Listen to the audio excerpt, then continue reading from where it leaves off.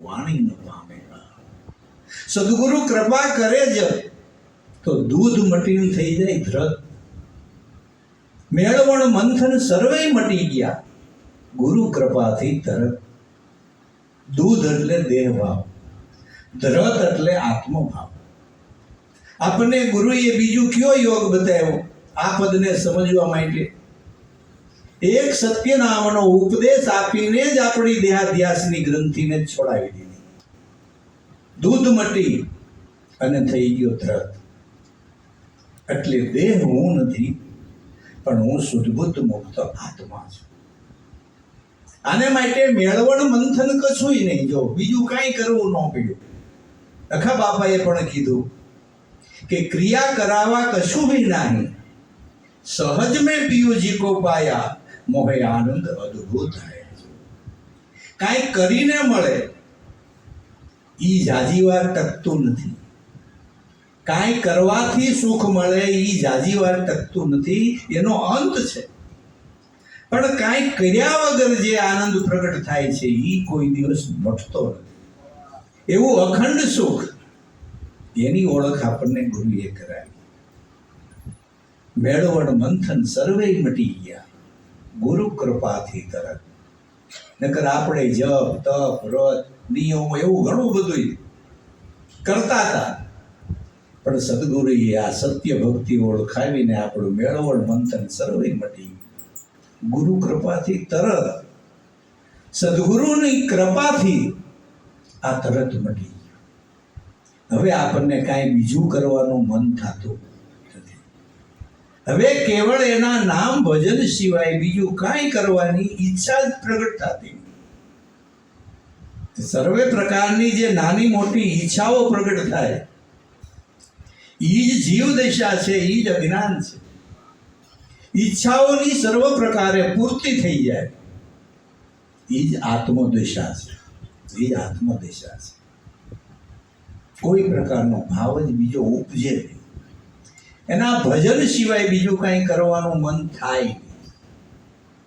છતાં સંસાર છે, આપણે ગ્રહસ્થી રહી તો અનેક કાર્યો જે પ્રમાણે પુરુષાર્થ કરવો પડે એ કરવો પડે, પણ એમાં કોઈ જાતનો અહમ ભાવ નહીં. કુદરતને સમર્પિત થઈને મારો નાથ જેમ રાખે એમ રહી, જેમ રાખે એમ રહી, એવો સમર્પણ ભાવ થાય તો મારો નાથ કાયમના માટે આપણી રક્ષા કરે છે. પણ સમર્પિત થાય તો થાય, સમર્પિત થાય તો થાય.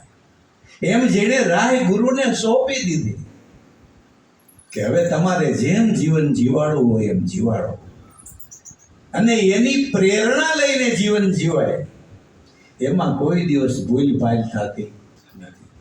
સદગુરુ બધાને પ્રેરણા તો કરે જ છે, પણ સદગુરુ સ્વરૂપનું લક્ષ્ય જેણે અંદર નક્કી કર્યું છે એ પ્રેરણાને ઝીલી શકે છે. નકર પ્રેરણા થાય પણ ઝીલનારાની સ્થિતિ એમાં ન હોય તો એ પ્રેરણાને કોઈ સમજી શકતું નથી. પછી એમ કહે મને એમ થતું હતું કે ન કરાય, પણ સારું થઈ ગયું, કારણ કે તે પ્રેરણાને ઝીલી શક્યો નહીં. નકર તારું ભૂંડું ન થાય. એમ સદગુરુ પરમાત્માનો સર્વ કોઈને કાયમનો હથવારો છે. દેહ કરીને ગુરુ કાયમ માટે નથી.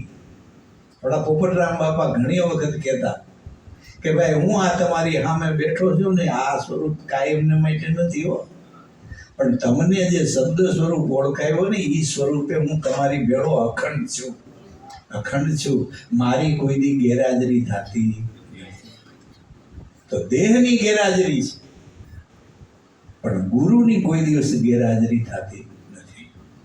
ભગવાન શ્રી કૃષ્ણએ અર્જુનને એ સતબોધ આપ્યો ને કે હે અર્જુન, આ દેહ કરીને આપણે અત્યારે મળ્યા એ કઈ આ પહેલી વખત નથી મળ્યા. આપણે યુગો યુગથી સાથે ને સાથે છે. ઈ વાતને તું ભૂલી ગયો છે ને હું કોઈ દી ભૂલતો નથી. ઈ વાતને હું ભૂલતો નથી, એટલે બધાય મને ભગવાન કહે છે અને તને જીવ કહે છે. જો પોતાના સ્વરૂપને કદી ભૂલે નહીં ઈ ઈશ્વર રૂપ છે, અને જે પોતાના સ્વરૂપને ભૂલી જાય એ જીવ છે. આપણે આપણા સ્વરૂપને ભૂલી ગયા એટલે જીવ છે. જ્યારે ભગવાને શ્રી કૃષ્ણએ અર્જુનને આ સદબોધ આપ્યો એટલે અર્જુન તરત બોલી ઉઠ્યો, નષ્ટો મોહા સ્મૃતિ લબ્ધવા. હવે મારો મોહ સર્વ પ્રકારે મટી ગયો અને મને મારા સ્વરૂપની યાદી થઈ ગઈ. જો આ જીવપણો મટી ગયો. જીવને શિવ થતા કેટલી વાર છે કે ગુરુનું જ્ઞાન જેટલી વાર સમજાઈ જાય એટલી વાર છે. સમજાઈ જાય તો તરત છે, અને ન સમજાય તો એના સંગે કરી, એના સત્સંગે કરીને વહેલા મોડું સમજાય સમજાય અને સમજાય. આ સદગુરુની કૃપા. તો મહાપુરુષોનું જે જ્ઞાન છે, સમજણ છે, એની માલિકોર દેહ ઇન્દ્રિયોનો બીજો કોઈ પુરુષાર્થ લાંબો નથી. પણ મનકંઠકી માળા કરી લે માય પવન પૂતળી પરોય, પછી હોઠ કંઠે હલાવવા પડે નહીં, અને એની મેળાએ સેજે સેજે સમરણ હોય. આ ભક્તિ આપણને ગુરુએ આપી. એટલે કીધું કે મેળવણ મંથન સર્વે મટી ગયા ગુરુ કૃપાથી તરત. તલમાંથી તેલ, ચકમકથી અગ્નિ, વિના કર્મે પ્રગટાય. પણ એક કૃપા ભરેલી દ્રષ્ટિ ગુરુની જો પ્રાપ્ત થાય ને તો તારું નામ ને રૂપ મટી જાય. આપણે બધા નામ રૂપે ઊભા છે, નામ રૂપે ઘાટે ઊભા છે. ઘાટને હું કહી છે ને ઘાટને જોયા કરી છે. ગલીએ ગલીએ ફરતી વરતી એલા હું જોયા કરી છું આ ઘાટ. ઘાટે ઘાટે રંગરૂપ જુદા, એ તો બધું દેખાવમાં આ વાત. એમાં તું ભૂલી ભરવાણી, તારું ઘર કરી લે અસમાન શ્રુતા રાણી. તો તારો સફળ થઈ જાય અવતાર, લેજે મારી આ વાતને જાણવા. સંતોએ શાન તો કરી, પણ શાન સમજાઈ જાય તો ઘાટ મૂકી અને ઘાટમાં જ અઘાટ પડ્યું છે. ઘાટ મૂકીને ઘાટમાં જ અઘાટ પડ્યું છે. કાંઈ ઘરેણાથી સોનું અલગ નથી, ઘરેણામાં જ સોનું પડેલું છે. એમ ઘાટે ઘાટની માલિકોર અઘાટ સ્વરૂપ, દરેકના પ્રાણ સ્વરૂપની માલિકોર ગાજી ગયું છે. બસ ન્યા નજર કરો. જોવા જેવું હોય તો એવડું ઈ છે. બાકી ઈ આમાંથી નીકળી જાય તો આ મડાની કાંઈ કિંમત નથી. મડાની કાંઈ કિંમત નથી. ઝટ કરો ઉપાડો. કિંમત ક્યાં સુધી છે કે ઘાટે ઘાટની માલિકોર જે અઘાટ છે ને ત્યાં સુધી કિંમત છે, ત્યાં સુધી પ્રીતિ છે, ત્યાં સુધી પ્રેમ છે, ભાવ છે, લગ્ની છે. પણ ઈ આમાંથી નીકળી જાય પછી આ દેહની કાંઈ કિંમત નથી. તો આ સમજણે આપણને સદગુરુએ આપણી દ્રષ્ટિ ઘાટ મટાડી અને અઘાટમાં મૂકી. સર્વોપરી પોપટરામ બાપા કહે છે, જો સર્વોપરી ગુરુદેવ ગોસાઈ ઈજ ઘટો ઘટની માલિકો રહ્યા છે સમાઈ. એને નહીં નાયત વરણ કુળ કે જાતા, સદગુરુ મારા તો સદાય અજાતા. આ ગુરુની ઓળખાણ કરાવી દીધી કે મારો સદગુરુ સદાને માટે અજાતિ છે, એની કોઈ જાતિ નથી. વળી એ ઘટો ઘટની માલિકો સમાઈને રહ્યો છે. એક ઘટમાં છે ને એક ઘટમાં નથી એમ નથી. એ વ્યષ્ટિ રૂપે સમષ્ટિની માલિકો સમાઈને રહ્યા છે. એ સિદ્ધાંત ઉપર જ કીધું કે બોલે એ બીજો નથી છે પરમાત્મા પોતે. આ તો અજ્ઞાની તું આંધળો એટલે પોતાથી પર રહીને ગોતે. તો સદગુરુએ જે નિજ ઘટની માલિકો આપણને શ્વાસોશ્વાસની માલિકો શબ્દ નિશાન આપ્યું. ઈ કુદરત આપણા પ્રાણનો પણ પ્રાણ છે. એની ઓળખાણ કરાવી અને કીધું કે આ સ્વરૂપની માલિકોએ એક તાર સાધી લે. જેમ દેહમાં એક તાર સાધ્યો છે એમ આ શબ્દની સાથે એક તાર સાધી લે તો તને તારા સ્વરૂપની પરખના થઈ જાય. પરમાત્મા સ્વરૂપનો આનંદ તારા ઘટમાં જ પ્રગટ થઈ જાય. બહાર ક્યાંયથી આનંદ આવતો નથી. બહારથી સુખ આવતું જણાય છે એ આપણા મનની ભ્રમણા છે. ભ્રમણા છે. કસ્તુરી મૃગ નાભીની માલિક ઉપર વસે છે અને એની સુગંધ પરિપક્વ થાય એટલે એને તે સુગંધની માલિક હોય ગરકાવ બની જાય, પણ એને ખબર નથી પડતી કે આ સુગંધ મારી માલિક ઉપરથી આવે છે. એટલે જંગલમાં દોડીને ગોઠ્યા કરે, ક્યાંથી આવે, અહીંથી આવે, અહીંથી આવે, અહીંથી આવે. એમ કરતા કરતા થાકીને ઝાડને છાંયે બેહી જાય અને વળી જો નાક એનું નાભી તરફ વયું જાય તો એને ખબર પડે, ઓ આ સુગંધ તો મને મારી માલિક ઉપરથી આવતી. એ પણ આપણને સંસાર તરફથી આવતા દરેક પ્રકારના સુખ હાચા લાગે છે, પણ જ્યાં સુધી નાભી પરાનું જ્ઞાન પરખાવનાર ગુરુ ન મળે ને ત્યાં સુધી ખબર નથી પડતી કે આ સુગંધ, આ આનંદ મને મારી માલિક ઉપરથી આવે છે, માલિક ઉપરથી આવે છે. દેહની કે ઇન્દ્રિયોની કોઈ ગતિ નથી કે એ આનંદ આપી શકે. તો સાધન છે, સાધનની માલિકો જે સાધ્ય તત્વ છે એ આનંદનો ખજાનો છે.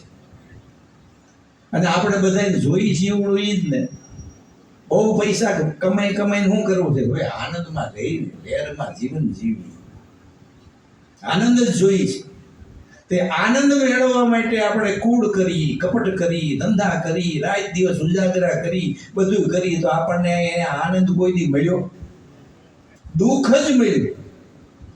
સંસાર કોઈ દી કોઈને સુખી કરી શકતો નથી. સંસારને વ્યાસ મુનિએ ભાગવતની માલિકો દુઃખાલય કીધું કે સંસાર તો દુઃખાલય છે, એ તમને સુખ ક્યાંથી આપે? નિર્ધન માણા હોય, ભિખારીપણું કરતો હોય, એની પાસે તમે કહો ભાઈ મને 5 લાખ રૂપિયા ઉછીને આપની, તો હવે એની પાસે નથી, તમને ક્યાંથી આપે? એમ સંસાર છે એ કોઈ પણ કોઈને સુખી કરી શકતો જ નથી. સુખનું મૂળ, સુખનો સ્વભાવ એ સદગુરુ પરમાત્માના શરણમાં રહેલો છે. અને એ શરણ આપણને ગુરુએ ઓળખે કે સુખ, આનંદ જે કાંઈ કયો એ નામમાંથી પ્રગટ થાય છે. તો ઘાટ ભાવને મૂકી અને અઘાટ સ્વરૂપ, અઘાટ અઘાટ અઘાટ અઘાટ કોને કીધું? કે સદગુરુએ જે શબ્દ ઓળખાયો એ અઘાટ છે. એ કોઈનો માર્યો મરે નહીં, કોઈનો કાપ્યો કપાય નહીં, પાણી એને ભીંજવી શકે નહીં. ભગવાન શ્રી કૃષ્ણે જે પોતાનું સ્વરૂપ અર્જુનને ઓળખાયું એ સ્વરૂપ આપણને આપણા ગુરુએ ઓળખાયું. એ સ્વરૂપ આપણને આપણા ગુરુએ ઓળખાયું કે ભાઈ હું મારે શબ્દ બ્રહ્મ સ્વરૂપે હું કોઈ દી કાપ્યો કપાતો, મને કોઈ પવન ઉડાડી શકતો નથી. જો અત્યારે હું બોલું તમારા કાને મારો શબ્દ અથડાય છે, આ પંખોય ફરે છે, બધું છે, તો કઈ વિખાઈ જાય છે. એ અકબંધ શબ્દ તમારા કાન સુધી અથડાય છે અને તમે સાંભળી શકો છો. તો આ તો વેખરી વાણીનો શબ્દ છે. પણ સદગુરુએ આપણને જે સત શબ્દ ઓળખાયો હોય વેખરીનું મૂળ બતાવ્યું છે. તો વેખરી વાણીનો શબ્દ ન મટતો હોય તો સત શબ્દ ગુરુએ ઓળખાયો એ કેવી રીતે મટે? ઈ અખંડ છે, ઈ અવિનાશી તત્વ છે. એટલે જે અવિનાશી હોય એને ભગવાન કહેવાય, નાશવંતને ભગવાન કહેવાય. આ નામ રૂપ ગુણ રૂપી દેહ તો બધાયના નાશવંત, પણ નાશવંતની માલિકો જે શાશ્વત છે એ ગુરુ ભગવાન છે. એ જ્યાં સુધી આ દેહની માલિકો છે ત્યાં સુધી એની સેવા કરી. જીવતાની જેણે જેણે સેવા કરીને એને મળ્યા નિરંજન દેવ. હે મનસા માલણી કોક જાગતા નરને સેવ, જાગતા નરને સેવશો તો નિરંજન એટલે તમારી આંખે નથી દેખાતો એવો ભગવાન તમને ઈ દેખાડશે. પ્રગટ પુરુષ, સાક્ષાત મહાપુરુષ, એ નિરંજન એવું જે પરમાત્માનું સ્વરૂપ છે એની ઓળખાણ કરાવી. ન કરાવી ગુરુએ શબ્દ સ્વરૂપે. આ શબ્દ હું બોલું પણ શબ્દનો કેવો ઘાટ છે, ગયો દેખાય છે? દેખાતો નથી, પણ છે એ વાત નક્કી. એ કેમ નક્કી કર્યું? કે અનુભવથી. તમે બોલ્યા ને એ શબ્દને સાંભળ્યો એટલે અમને એ શબ્દનો અનુભવ થયો, પણ એ શબ્દ કેવો છે એ કહી શકાતો, એટલે એને નિર્વાણ પદ કહેવામાં આવ્યું. વાણી ન પહોંચે વેગ કરી, વેગ ન પહોંચે ચાર, ગુરુ ગમથી એ પદ પામીએ, તમારા ઘટમાં અનુભવ ઉઠે લગા. અનુભવથી પદની પારખના થાય છે. તો વિના કર્મે આ મહાપુરુષનું જ્ઞાન આપણા હૃદયમાં પ્રગટ થાય છે. જો કે પ્રગટ તો દરેકની માલિકો આપણે પારખીએ કે ન પારખીએ, પ્રગટ તો સર્વની માલિકો થઈ જ રહ્યું છે, પણ જેણે એમાં હાજરી પુરાવી એ જ્ઞાન એનું થઈ. પ્રગટ તો દરેકમાં છે ને, અજંપા કોનામાં નથી હાલતા, દરેકની માલિકો હાલી રહ્યા છે, પણ એ લક્ષ્ય બતાવનાર ગુરુ નથી મળ્યા, તો એ નિશાને વૃત્તિ સ્થિર થાય કેમ? અને સ્થિર થાય નહીં તો એ અનુભવ ઉઠે કેમ? શબ્દ વિનાની સુરતા આંધળી કહોની ક્યાં જઈને ઠેરાય? પાર ન પામે ગુરુ શબ્દનો, એટલે પાછી 3 લોકમાં અથડાય. 3 લોક ક્યાં? આ સ્થૂળ સૂક્ષ્મ અને કારણ. આપણું મન સ્થૂળમાં હોય, સૂક્ષ્મમાં હોય, કા કારણમાં હોય. એનાથી વિશેષ જવાની ગતિ એની માલિકો છે નહીં. એ ગતિ આપનાર ગુરુ છે. ગતિ આપનાર ગુરુ છે. આપણને સદગુરુએ સ્થૂળ સૂક્ષ્મ કારણથી ઠેકડો મારીને સીધું મહાકારણ દે એટલે પ્રાણાત્મા સ્વરૂપની માલિકો ધ્યાન બતાવ્યું. એટલે આપણે એક એક પગથિયું ચડવાનું નથી. આ ગગન માર્ગ છે, વિહંગમ ગતિ છે. અજંપા જાપ ભવજન તારણ, પગમાં પાર પહોંચાડે. પણ કોક અતિ ઉમંગથી આ સોહમને સમરે તો નિજાનંદ ઉપજાવે. નિજાનંદ એટલે પોતાનો આનંદ. પારકે આનંદ તો કઈ છૂટવાઈ જાય એની ખબર પડતી નથી, પણ પોતાનો નિજાનંદ છે એ કોઈ દિવસ મટતો નથી. પરિસ્થિતિ ભલે ગમે એવી હોય, ગરીબ હોય તોય ભલે, શ્રીમંત હોય તોય ભલે, પણ જેને નિજાનંદ પ્રગટી ગયો એ કોઈ દિવસ દુઃખી થતો. એ પોતાના આનંદે આનંદિત છે. એ નિરાધાર સ્વરૂપ છે, એને કોઈના આધારની જરૂર નથી. ઈ પદ સદગુરુની દયાથી પરખાય. આ કોઈ સામાન્ય ઓળખાણ નથી, પણ આપણે થોડુંક ચિંતન કરી, મનન કરી તઈ એમ થાય કે ઓહો, સદગુરુએ આપણને કેવી મહાન વસ્તુ આપી છે, કેવી મહાન વસ્તુ આપી છે. તો તલમાંથી તેલ, ચકમકથી અગ્નિ, વિના કર્મે પ્રગટાય, એક કૃપા ભરેલી ગુરુ દ્રષ્ટિ, તારું નામ ને રૂપ મટી જાય, ઘાટ ભાવ મટી જાય, અને અઘાટ સ્વરૂપે આપણી સ્થિતિ પ્રગટ થઈ જાય. આ ગુરુની કૃપા અને સાધકનો પુરુષાર્થ. સદગુરુએ કીધું એ પ્રમાણે આપણે પુરુષાર્થ કરીએ તો ગુરુની કૃપા મળે મળે અને મળે. ગુરુની કૃપા માગીએ ન મળે. એના કૃપા પાત્ર બની એટલે એને કૃપા આપવી પડે. કે કૃપા પાત્ર કેમ બનવું? કે એનું ભજન અને સ્મરણની માલિકો ચિત્ત લગાડી એટલે એને કૃપા કર્યા વગર છૂટક્યો. પણ આપણે ભજનમાં જાળવું થઈ જાય, હવે કાંઈ મન માનતું નથી, સ્થિર થતું નથી, એમ કરીને વાતને અધર મૂકી દીધી. તો પુરુષાર્થ પાંગળો, એનું જ્ઞાન પાંગળું.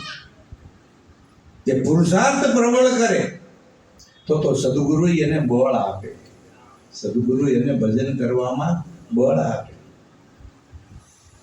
તો એટલે મહાપુરુષોએ કીધું કે ભજન સ્મરણની માલિકો કોઈ દિવસ આળસ કરવી નહીં.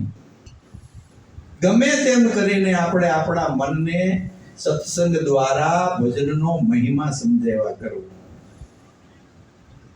કે ભજનના પ્રતાપે અનંત અને અપાર ઋષિ મુનિઓ આ જગતની માલિક પર પાક્યા છે. એને ભજન જ કર્યું છે, સ્મરણ જ કર્યું છે. વાલ્મીક ઋષિને નારદ મુનિનું મળવું થયું અને એને આ સત ભજન આપ્યું. ઉલટા નામનો કે છે કે જાપ આપ્યો. તો એનાથી જ કે છે કે વાલ્મીક ઋષિ બની ગયો. ઉલટ નામ જપા જગ જાના તબ બ્રહ્મ સ્વરૂપ હો ગયે કે છે નામ. વાલ્મીક ઋષિ બ્રહ્મ રૂપને પ્રાપ્ત થયા શેનાથી કે ઉલટા નામનો જપ કરવા. ઉલટું નામ એટલે મરા મરા એમ કહેવામાં આવ્યું.